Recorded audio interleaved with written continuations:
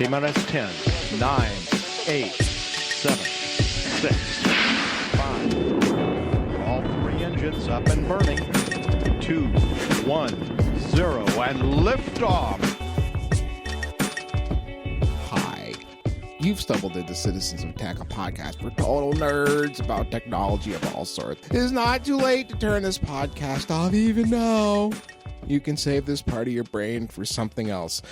But if you insist on staying, you are going to hear about your dream teacher's assistant, a wonderfully pointless tube amp, encryption, using DNA for data storage, phase change memory, Star Trek, and a Babelfish in real life. Ethan Banks here at EC Banks, along with Eric Sutphin at Zutphin.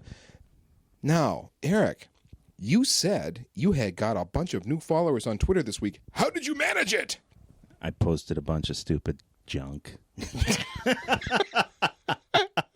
A limerick split into two pieces about the podcast, things like that. The secret to Twitter followers is limericks. I knew it. Limericks and dead mouse jokes. Dead mouse jokes. Shout out to Amy Engineer for that. Let's jump into our first story here. You found something about a teacher's assistant that was, in fact, AI. Georgia Tech computer science professor Ashok Goel set up this teacher's assistant that it was powered by Watson, IBM's Watson. He called it Jill Watson, hence the name, I guess. Mm-hmm. So Jill Watson was brought on as a teaching assistant, for virtual, online, answering questions for the students, etc. All semester she answered student questions. Apparently she did a great job, with one student commenting, quote, "Just when I wanted to nominate Jill Watson as an outstanding TA in the CIOS survey," end quote, when they found out.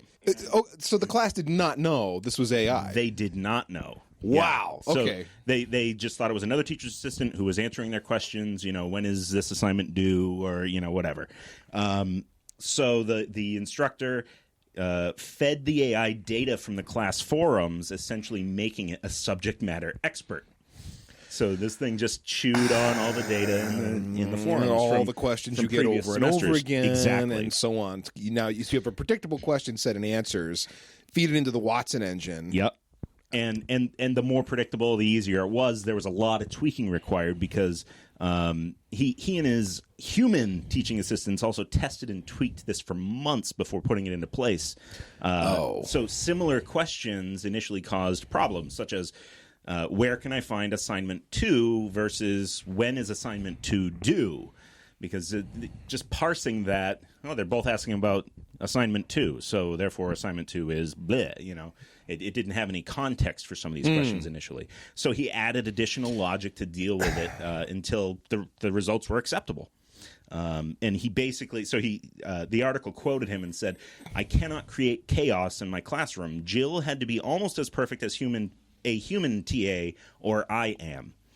So there's some limitations to how far this technology can go, because it's not, if they spent months training it and so on, because my brain immediately said, if it's a repetitive set of questions and you want to apply AI just to deal with the mundane stuff that make up so many routine questions, you could apply it to tech support, all the things. How do I do this in Windows? How do I, et cetera, et cetera, et cetera.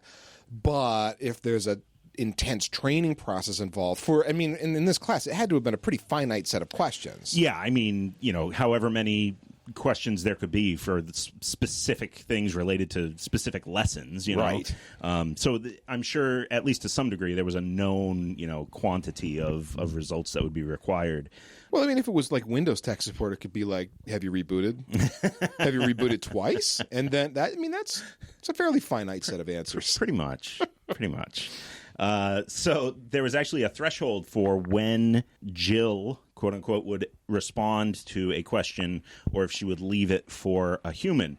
If Jill was not 97% certain that her answer was correct and applicable to the question, she would actually leave the question alone and leave it for a human TA to answer. Okay, so the questions were like, what were they, forum style? So you didn't know you were dealing with a human or not necessarily. Correct. Yeah, it's just an avatar and a screen name, in a forum. So this Professor Goal, I'm sure I'm not pronouncing that right, but I'm going with it. He's starting a company to bring this technology to other educational institutions because he reckons this could help facilitate online education efforts overall. He said, quote, education is such a huge priority for the entire human race. And the idea of open education is wonderful, but engagement is often very low. Well, not the entire human race. I mean, have you been to, like, Alabama? Touche. Oh, sorry, we just both listeners in Alabama are now gone. Sorry, guys. Okay. So the problem with online courses is there are lots of free courses available. People enroll in these things en masse, but then they don't receive actual interaction with a human instructor of any sort, and they drop out. So you may have 1,000 people enroll in a class, and 50 people are completing it, or what have you. Sure. Yeah.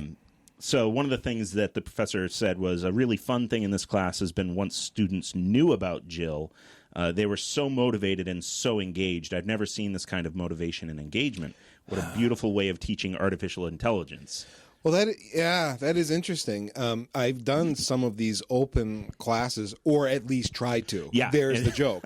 I've never finished one. Get a few lessons in. It's like, oh, crap, I got 15 other things to do. I don't have a lot of pressure to complete this because it didn't cost me anything. Exactly. And so you just never get it done. If something's going to fall off, it's going to be that because you don't have any money invested. You don't have, On the other hand, I will say, as a few online classes I've done where they used an online system where you could engage with teachers and other students in your class, and that created a sense of community, and there's more people involved in this, and I don't want to say accountability exactly, but more of more involvement felt like a real thing. You care more. Yeah. You're invested in it in some way, shape, or form. So he said that he will likely use Jill again, but under another pseudonym so that the students are forced to try to guess which TA is the AI this time around.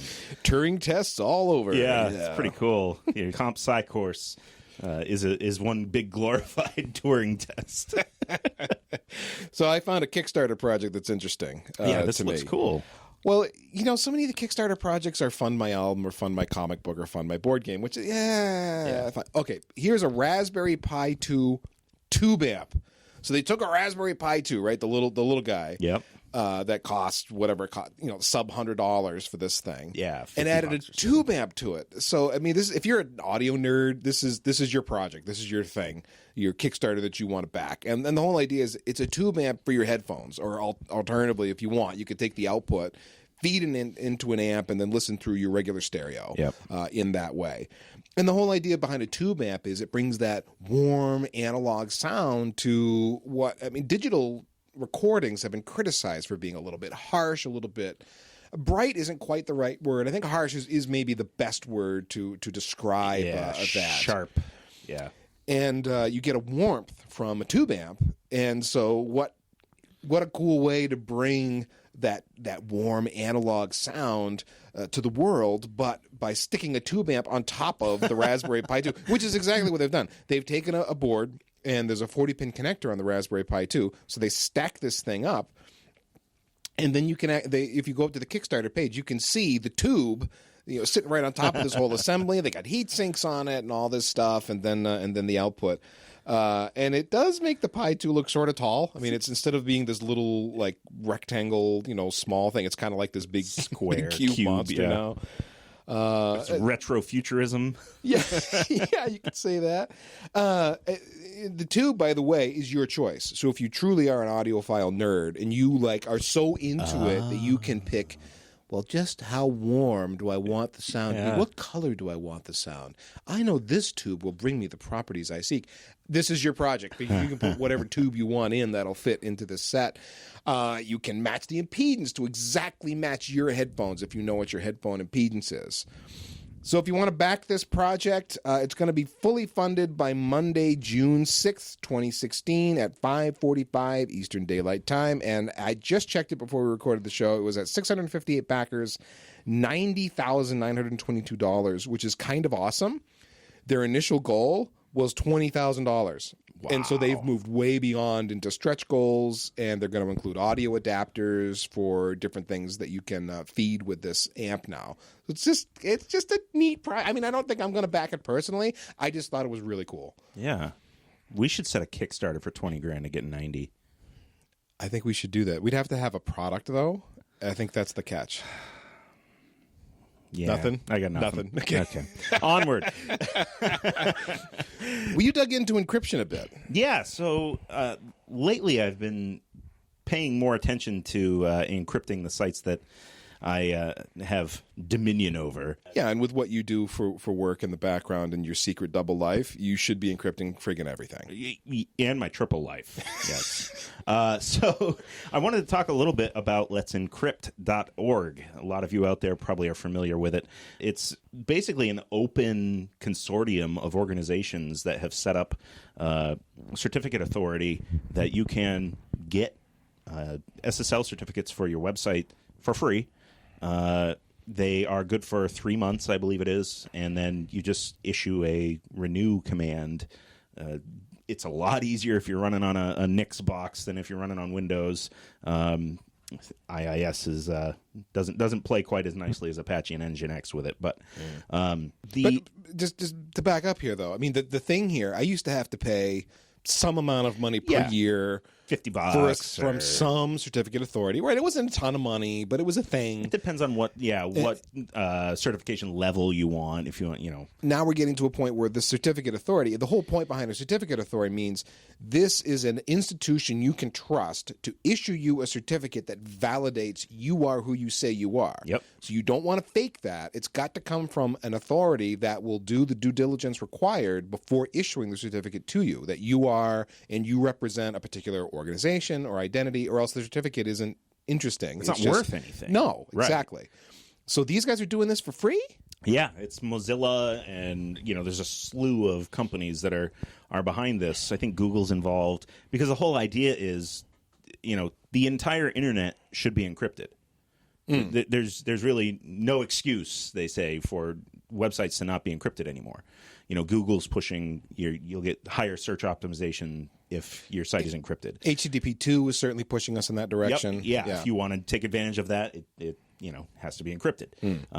Things like that. So there's the EFF.org has come out with a project called CertBot that is a front end for Let's Encrypt and makes it easier to get your certificates and keep them updated and all that. Like on the Linux boxes that I'm running this on, I have a cron job that every 14 days it checks to see should we do a renewal. If it should, it renews it automatic. It's great, wonderful. But add some automation to the process. Just makes it easier. Kind of is a front end that helps you do these sorts of things without having to. So this edit kind your of cron sounds tab like in the classic open source Unix sense, it isn't something something everyone can take advantage of. Yeah, I mean, if you can copy and paste and follow a step-by-step guide, you could, but knowing how it actually works is always beneficial. So CertBot makes it a lot easier. Got it. So yeah, check out let'sencrypt.org. It seems like an obtuse concept at first, but really when you break it down to the core elements, it's not that complicated.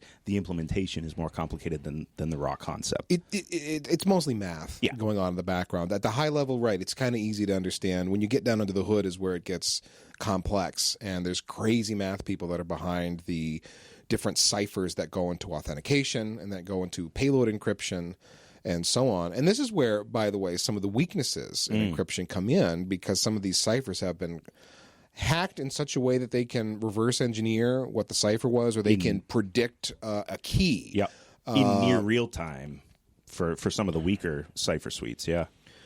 And therefore, this goes back to years now. But WEP, for example, wired equivalent privacy, an early form of wireless encryption, is very easy to crack now, because there was a certain predictability that if you had enough packets, you could predict what the key was, and therefore crack the entire data stream in seconds.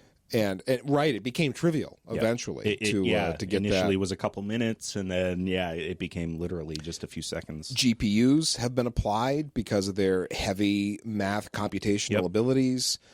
Daisy chain a whole bunch of GPUs and apply all of that compute power to the problem of brute forcing, if nothing else, some of these ciphers. So, which is why it's important to have key lengths of 2048 bits or longer, because then you just make it more and more impractical and make it take longer and longer to brute force. So bring it back down to something practical.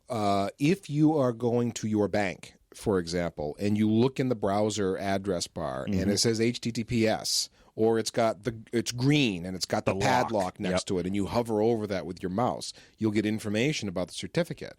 And what all of that is telling you is that this is a site, you can trust this site, it's got a certificate that I downloaded, and I can see it, here it is. You can actually examine the certificate right on your local computer if you want from that remote site. See the valid dates and And therefore you know that banking site that you're talking to is really a banking site and not some fake banking site that looks like your bank, but in fact is someone that's trying been to phished or lift your username and password or something like that. Yeah. So our PSA of the day is if the padlock isn't locked, don't enter your password or if your you get credit the card message number saying this site does not seem to have a valid certificate, you don't want to go there. Yeah, exactly. Because that's what that whole certificate thing is about. Yep. The Citizens of Tech PSA of the day. Woo! Well, Eric, I found an interesting article about storing data using DNA. So DNA as in the molecule that has our genetic sequences and makes up who we are as humans and everything else on the planet that uses DNA to make up what it is. So it's a novel idea, right? I mean, using DNA to store data is kind of cool. That's kind of wild.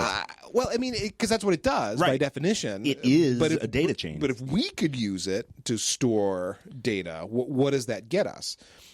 First of all, it's really small, molecular, right? DNA is a molecule, so we're talking about super tiny scale. Crazy data density. Incredible data density. Something that magnetic drives, flash drives, I mean, they're only going to take us so far. You know, DNA can go even further. The density we're talking about here is 1 gram of DNA can store a zettabyte of data. That's a billion terabytes, according to this Ars article. One gram. 1 gram of DNA. And if you want a gram, what is that? Well, it's not a measure of length, it's a measure of weight, and it's roughly a paperclip. Yeah. So it's super light, not very much, a gram's worth of molecular DNA. Now, I don't know how long of a chain of DNA that would be, so if you're like super analyzing. I mean, that's a lot of DNA. Sort of a molecule. I mean, it is. It's a bunch of DNA. But if you think about a gram of it, it's not going to take up that much space. No. So we're talking about physically not a lot of space for a whole amazing amount of data. I mean, a terabyte today, like on a flash drive, is it's a chunk. You know, it's a bar of soap or so fitting in your laptop drive. Yeah. I mean, if you think about the data density, everything that makes you is contained within the nucleus of every cell in your body. Yes. Everything that makes you. Oh, I wish I was more. Anyway, so another interesting aspect of DNA and using it as storage is that DNA tends to survive a long time. So DNA, thousands of years old, at least fragments of it, have been successfully sequenced. So that really does make it a compelling use case for DNA as a storage medium. Okay, so in 2012 and 2013, there were experiments that have been done to store information using DNA's encoding capability. You can go up to Wikipedia, just look for the DNA article, and you can read about that if you want more information. The big story here is that Microsoft is getting into this. They are starting to do serious research on this. They have bought 10 million strands of DNA from a company called Twist Bioscience. Okay. Who's DNA? Well, so here's the thing. So if you want to use DNA to store something, like any storage medium, you got to read and you got to write. You got to write data to the medium, and then you got to read it back, right? Yep. Okay. Well, this is what Twist is bringing to the party. They've got DNA. I don't know whose, but they've got DNA that you can, with their machine, write. Or maybe they're writing their own DNA, essentially. Right, like effectively, it's a file that's being written to DNA. Exactly. So it's not like it Ethan's isn't DNA or Eric's DNA. Right. It isn't. It's just using the molecular form, a WinRAR file, and gives them the ability to store a sequence, and then they read the sequence back. Okay. Yeah. So this is, I mean, as you can imagine, this is not an instantaneous process. This is not, I mean, I don't have any exact length of time, but this is not... Sequencing DNA takes a long time. Right now. It's certainly Right now. not the process we're familiar with when we think of flash drives and hard drives reading and writing data, where these things happen in milli or microseconds. Yep. So right now, you can write the data using Twist Machine. You can read the data back, sequencing DNA, and have it be perfectly accurate. So it is proof of concept. It's there. You can do it. But it's costly. I mean, it's experimental. We're not getting DNA drives anytime soon. But it's viable. We can encode a sequence. We can read it back. Right. So that's kind of cool. Yeah, that by definition is what memory is. Yeah. But it's 10 cents a sequence read right now. Whew. Yeah. So, I mean, that's, so that kind of, I mean, I guess it's relevant to the number of bytes of data would be written to really figure out how expensive 10 cents actually is. But still, it sounds pricey. Twist, the company that's Microsoft is working with here, they think they can get the price down to 2 cents. But, I mean, even then, it's kind of like, you got to... I'd be interested to see what the ultimate application of this is. What is it? Long-term storage? Yeah. Is it, like an offline storage, like tape? Right. Tape was like. Is this the new tape? Or is there a way to speed this process up so you can read and write in the sorts of speeds we're used to have it be like a mass storage device you would find in in our workstations or in our laptops? I don't know. Yeah. Nonetheless, what a concept! That's really cool. Oh, Yeah. so awesome. Huh. Well, speaking of memory and storage, IBM, remember them? I do. Okay. Phase change memory is something that IBM researchers have come up with, and it's as fast or nearly as fast as DRAM, so RAM, and it's as cheap as flash. And this comes to us via Engadget. Normal memory is binary, right? It's either a 0 or a 1. It's an off or an on signal, an electrical impulse. Phase change memory is a little bit different in that it can have multiple states, and we're talking 3, 4, 5, 6, 8, 9, whatever. A whole bunch of different states because there's gradations between 0 and 1. Exactly. Okay. The big problem with phase change memory is that it's not terribly reliable because it involves heating and cooling the medium that it's stored on. Oh, it's not like writing a particle or changing a specific state. Right. It's It's got variability. Crystals can drift and stuff like this, yeah, right? yeah. So IBM has developed phase change memory that has been refined to be reliable with 3 phases, which gives us 3 bits. So we got a 0, a 1, and then whatever the in-between would be. Yeah, one and They're a half. calling that like a third phase. Yeah, exactly. So you can store 3 bits of data instead of 2. My brain that's used to binary is confused at how that works, but okay. Base 3, how do I get it. even? There's 3 states, so now I can map data across that. Okay. Right. So to quote Dr. Harris Positis, one of IBM's researchers, reaching 3 bits per cell is a significant milestone because at this density, the cost of phase change memory will be significantly less than DRAM and closer to flash. So we're talking about the speed of RAM at the price of flash, right? This is kind of a big deal. So phase change memory seek time is less than 1 microsecond. Wow. Flash is right around 70 microseconds. See, that's interesting because when we measure port-to-port latency in Ethernet switches in big iron data center switches, you're a 1 microsecond isn't bad, but we're down into the nanoseconds. But we're talking incredibly low latency, right? So a seek time of 1 microsecond is amazing because it's 70 times faster than flash. Because, dude, I'm loving my flash drive right now. I know, you think 70 that's cool. microseconds? Yeah. Oh, my word. And most consumer grade ones are up over 100 microseconds. But so DRAM is still faster, much, much faster. A normal, quote unquote, DRAM latency is around 7 nanoseconds. So it's like 120-ish, 125 times faster than this. But for general use storage, this is a dream come true, assuming that it can be mass produced and miniaturized sufficiently to be commoditized. So the good news is there's marketplace competition from Memristores and resistive RAM, which only helps the technology develop. It's going to help when these do become consumer grade products or even enterprise grade products to keep the prices low because they're going to want to compete. IBM sees this as promising tech for Watson-like AI storage, where low latency is very helpful because your teacher's assistant, your virtual teacher's assistant needs to be able to access that information super fast. So that's an interesting point. So we're not necessarily saying that phase change memory is going to be the new thing. It's going to replace all this stuff. It could be specific applications. So this application needs this, low latency or form factor or whatever, and it'll get applied there. Right. It also may come in to replace flash storage for your laptop, your desktop, etc., because the data density of 3 bits plus fast, the fast seek times. This is not a non-volatile form of storage then. Correct. Yeah. Okay. It's nearly as fast, in human terms, it's nearly as fast as DRAM, even though it's 100 times slower.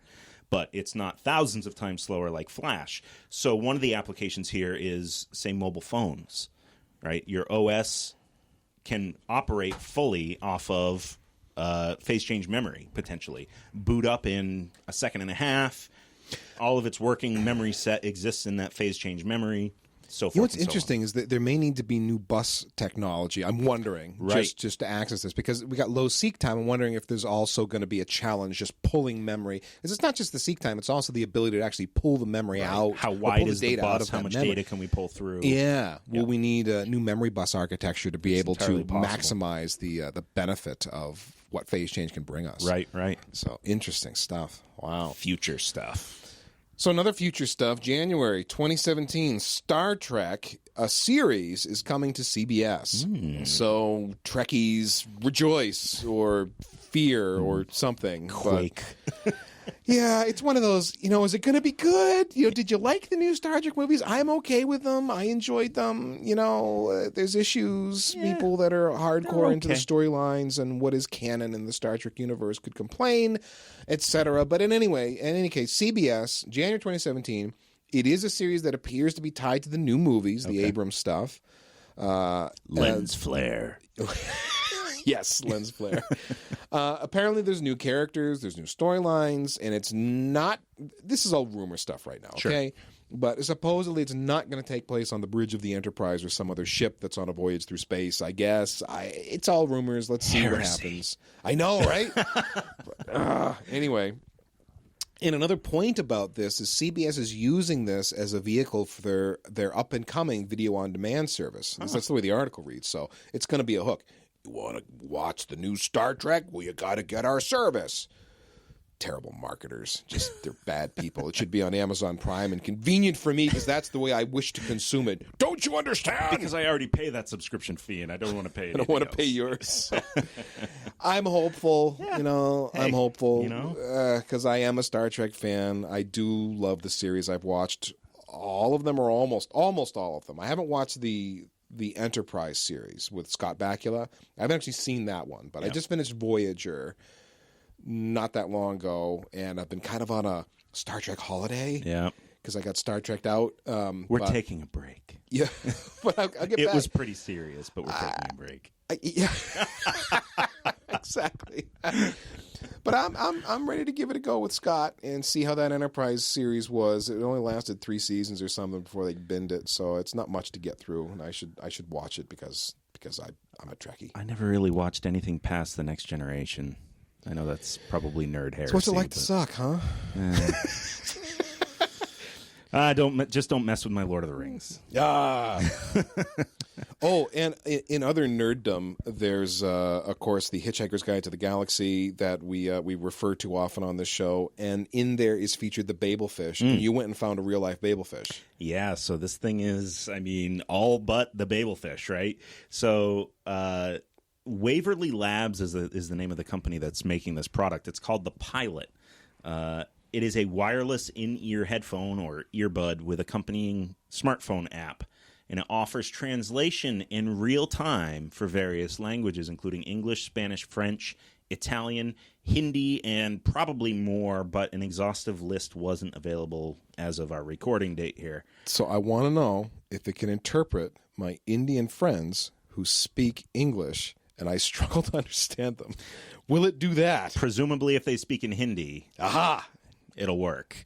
So yeah, you pop. So seriously, you put this in your ear. You put it in your ear, And They speak whatever language. and it translates it in To your language. in microseconds of lag time, apparently, or milliseconds of lag time, enough that it doesn't throw off the Does conversation. it need the apparently. internet like stupid Siri does? It doesn't.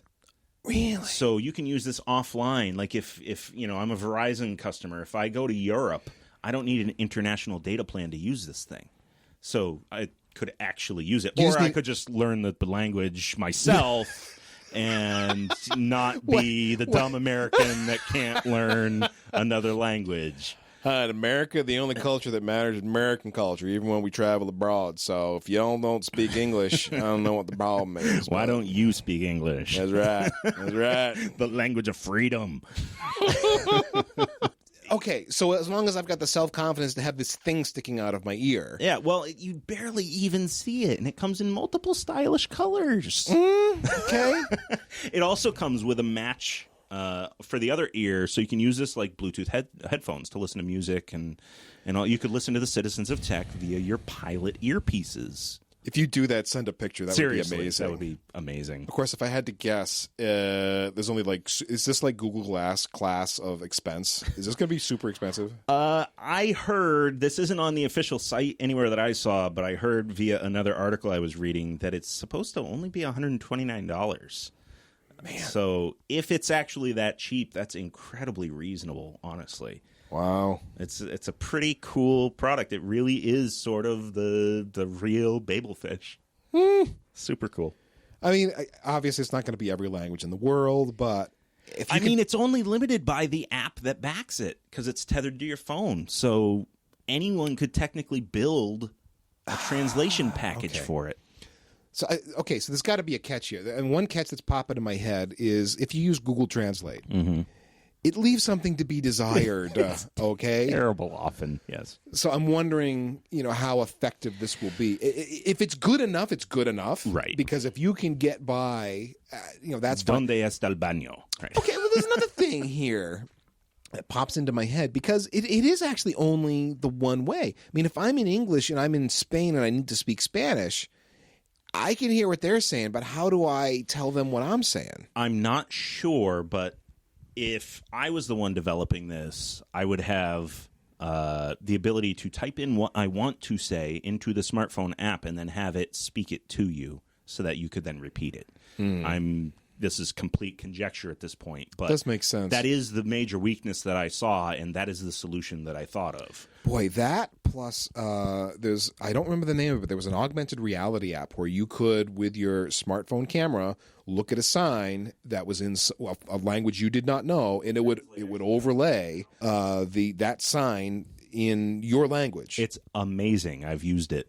It's absolutely astonishing to hold it up to text that you cannot read and have English appear in the same font even, sometimes. Depends on what font's being used. Yeah, absolutely incredible. Eric, we live in the future. We really, really do. We really live in the future. This is pretty like cool.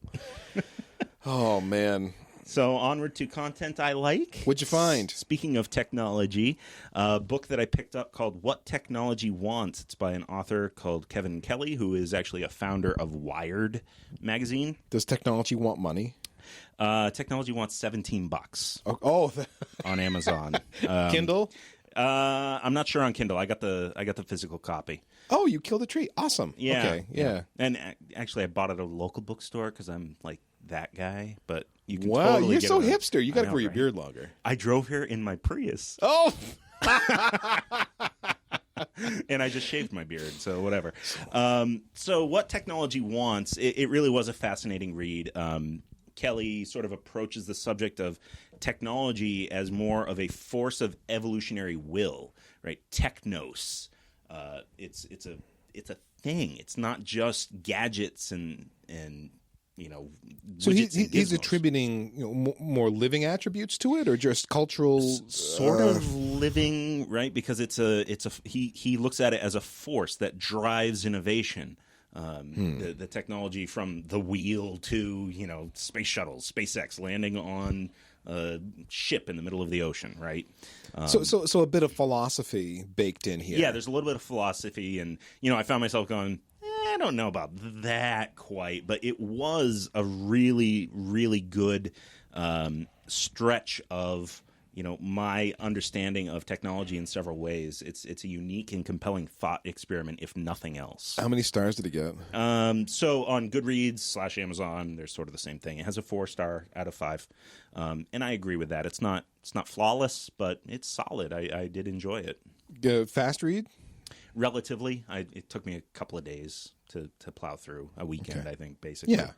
It's a few hundred pages. And so What Technology Wants by Kevin Kelly. All right. Well, content I like. I've been reading. I recently read a book called Deep Work by Cal Newport. I don't know if I've talked about it on this show or not. I've certainly blogged about it. It's come up before. And not to beat you to death if you've heard me talk about deep work before, but the big idea is we live in a world of distractions. You can't spend your time distracted if you want to actually get some deep thinking done and have mental breakthroughs that help you to accomplish something new, something that hasn't been thought about before, perhaps, or at least not by you. And as a person who lives in a distracted world, that concept was very valued to me. I love the book Deep Work, and I'm going to read it again.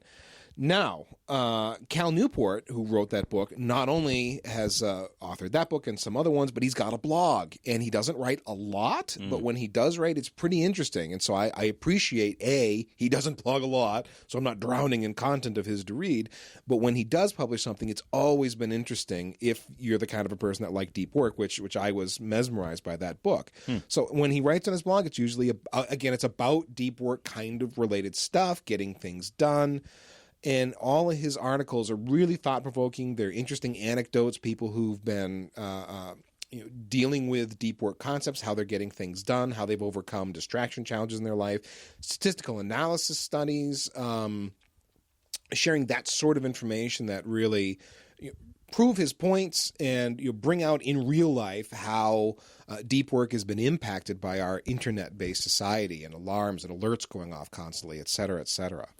Is it is this accessible to someone that hasn't read the book? Like, would it be meaningful? Yeah, very much. Okay. Now he may refer to the book, sure. But you can definitely read the articles and get the points across. They're not terribly long articles, and it's very accessible even if you've not read the book. So calnewport.com/blog, and it fits into your RSS reader. There's a feed there, and off you go. Good stuff. Cool. Eric, did you learn anything today? I did. I learned that domestication and taming are two very different things. You can tame a wild animal so that it, doesn't try to eat you or whatever, but domestication actually requires changes at the genetic level. Oh. So like my cat has got some genetic changes going on that predispose it to be domesticated. Because it's been bred, and domestication has been bred into its genes, yeah. Very interesting. Well, I learned something a bit more boring. The average number of litters of a fertile cat that a fertile cat produces is 1 to 2 per year. The average number of kittens is 4 to 6 per litter. And that's a quote taken from the ASPCA site. The point being, please spay or neuter your pets. There's enough cat videos in the world. Thank you, Bob Barker. Well, despite the warning at the top of the show, it would seem that you actually stuck around at the expense of some of that storage space inside that cranium of yours. You can't say you weren't warned. Hopefully you'll stick around for future episodes as well. Don't forget you can catch all of our back episodes on iTunes, Stitcher, citizensoftech.com, and slowly but surely even on YouTube. You can also throw spare monetary units at us via our Patreon page, if you're into that sort of thing, you attractive and well-liked individual. Mm-hmm. You can also make our day by leaving us a review on iTunes. So until next time, in the immortal words of Mr. Spock, live long and prosper. Oh, and don't screw this up, CBS. We may have added that last part.